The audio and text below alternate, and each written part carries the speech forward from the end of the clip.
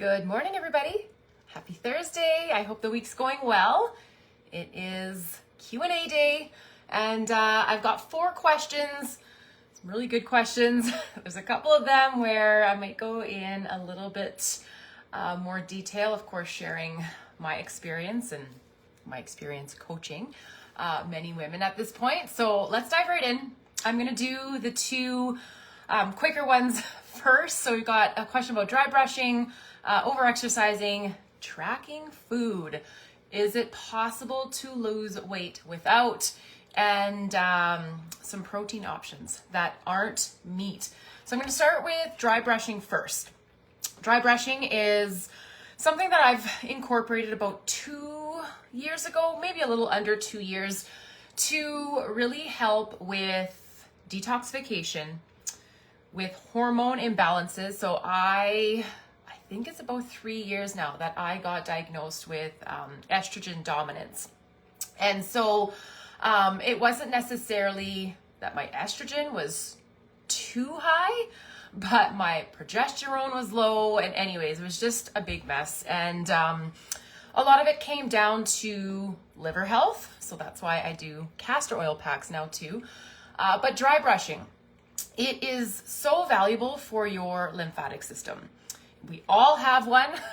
We all need to take care of it because it is your body's way of ridding toxins and excess hormones. We need to move lymph because our lymphatic system does not have a pump.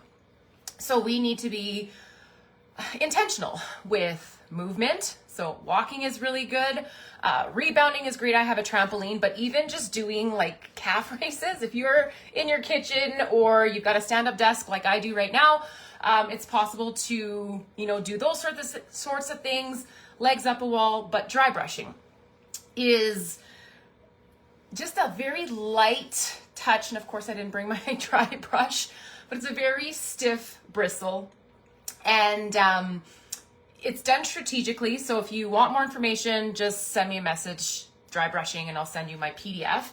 But ultimately, you are just slowly, intentionally, little light strokes all over your body, moving towards your heart. So you're moving upwards when you're doing your legs. You're moving upwards when you're doing your abdomen.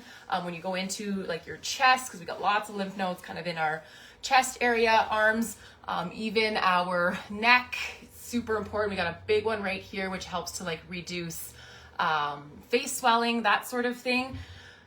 Totally just lost my train of thought, but you want to move things towards the heart. Is there a preferred time of day to do dry brushing?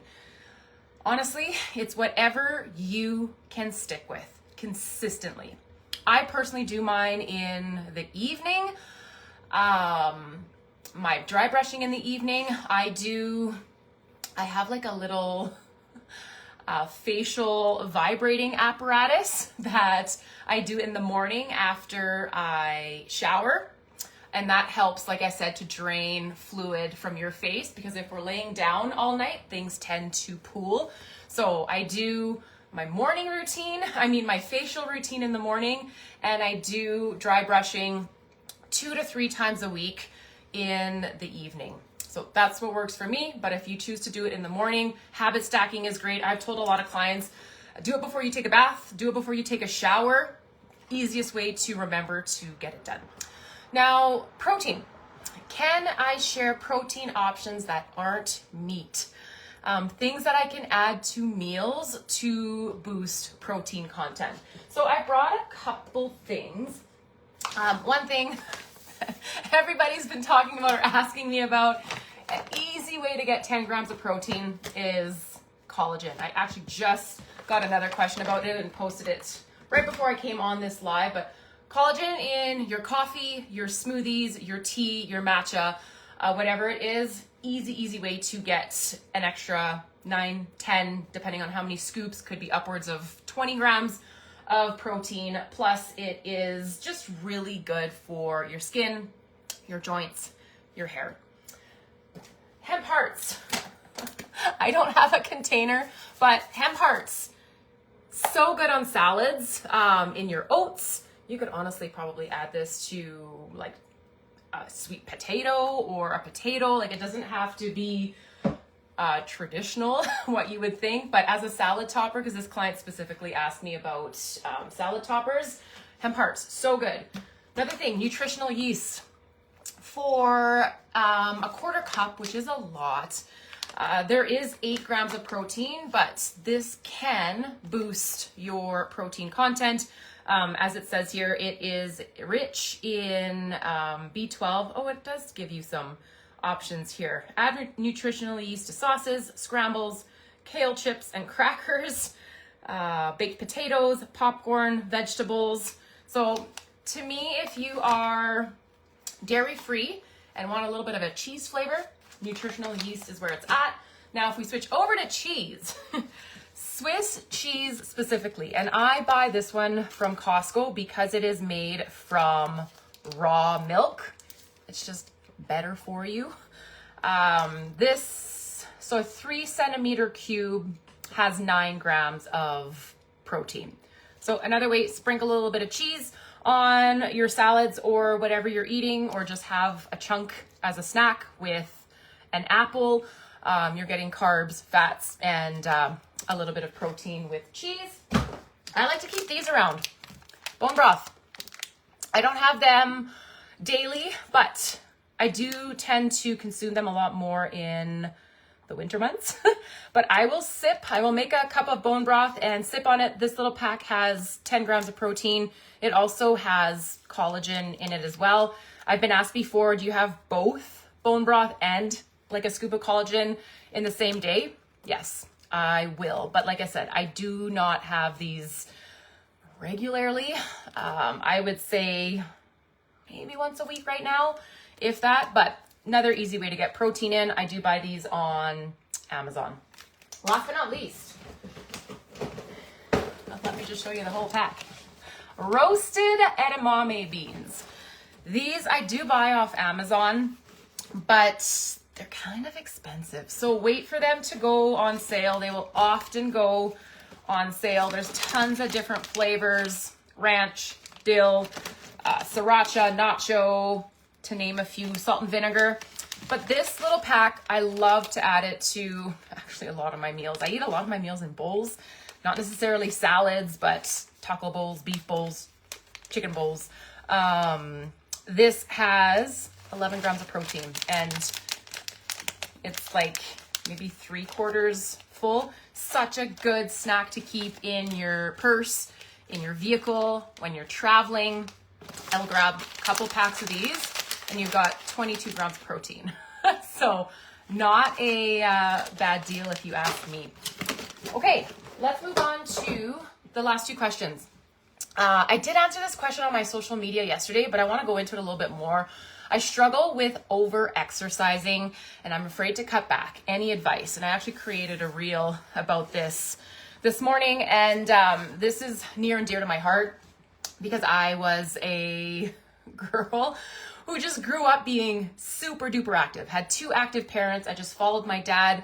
He used to run 10K after work several times a week. And I remember being a little girl on my bike or my rollerblades trying to catch up. And that kind of started my health and fitness journey. And I didn't look back for years and years and years and years until in and around COVID, when I was doing it all. And if you didn't look at my stories, I posted about it yesterday. I felt okay initially doing all the things, and eventually just reached this point where my body stopped. That's when I started getting these hormonal imbalances, insomnia. I was getting like super itchy. I had restless legs.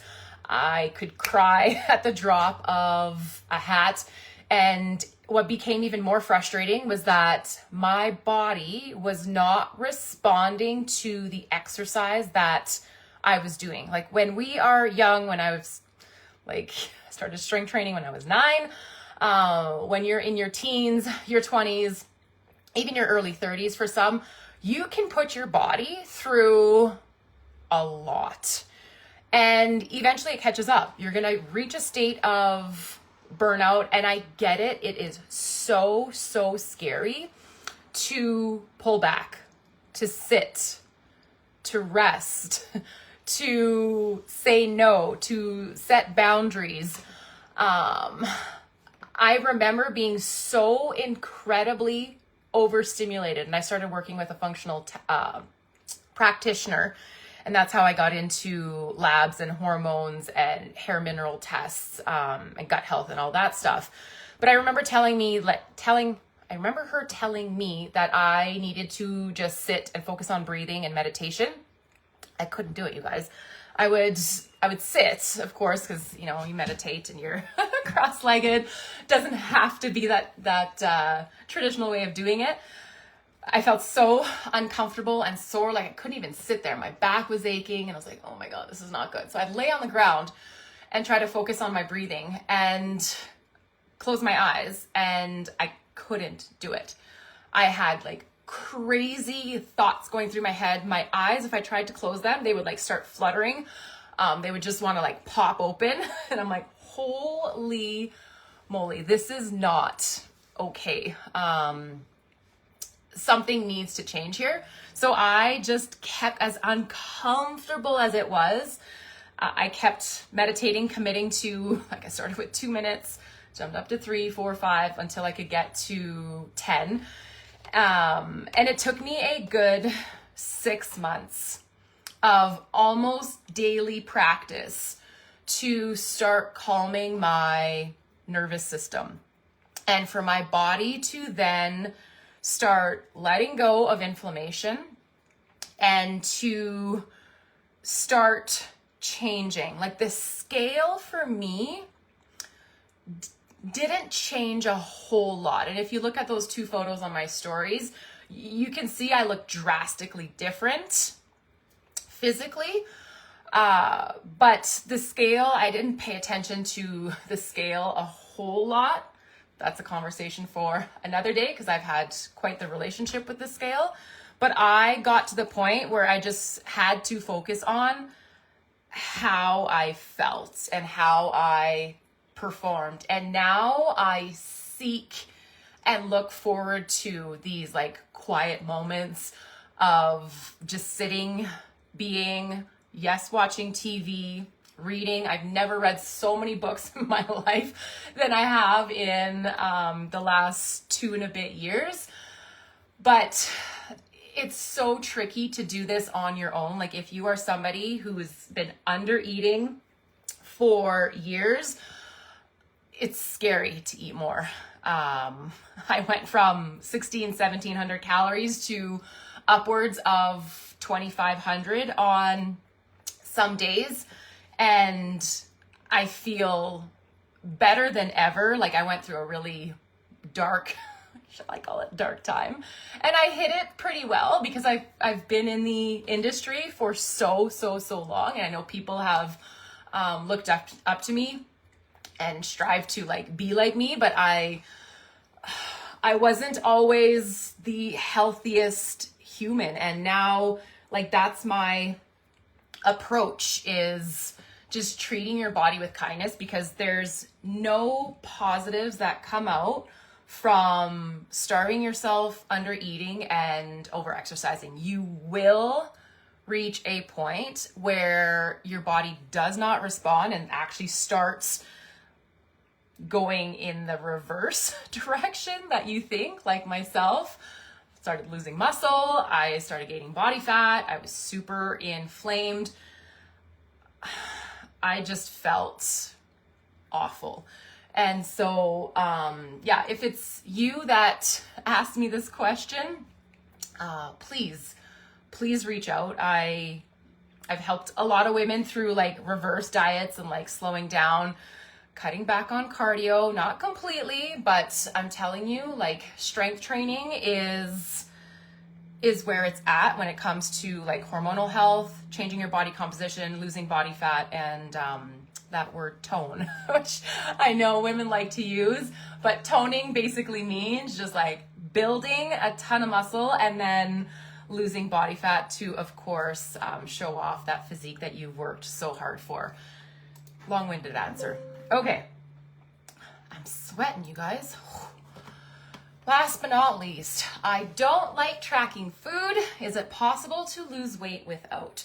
So this is definitely a loaded question. The second part of it, is it possible to lose weight without?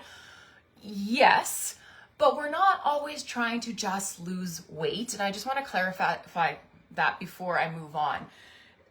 Most people want to lose body fat. Like, that's what you want to lose. Because if you're just losing weight per se, if you're just using the scale as your only measure of progress, not a fancy scale like the one that I have that breaks it all down for you, but if you're just using that one number without your body fat percentage or your muscle mass or all that, there's a very good chance that you are also losing precious muscle. And you could see that number trending down, which I know is like motivating for a lot of people. But if you get to your quote unquote goal weight, you still might not feel satisfied with what you've achieved because you're not comfortable in your body. You might still have a tummy. You might still have a saggy butt.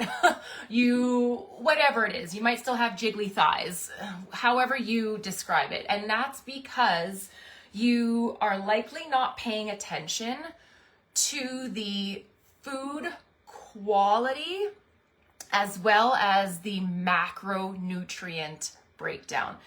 If you're just paying attention to calories and you're not eating sufficient amount of protein, there's a very good chance that you're going to be losing muscle mass and not just fat. Fat is safety. Fat is so important. If you're not detoxifying, like I talked about earlier with dry brushing, if your hormones are out of whack, like your fat is where all of these things go. So that's the thing, is that you can't necessarily spot reduce. If you're losing weight, you don't know if it's actually fat versus muscle. So with tracking food, the only thing I would recommend, and you don't have to track for the rest of your life, is to really pay attention to your protein. And I talk about it a ton, but it's that important when it comes from a body composition change standpoint. I hope that made sense. Do you have to track food to lose body fat?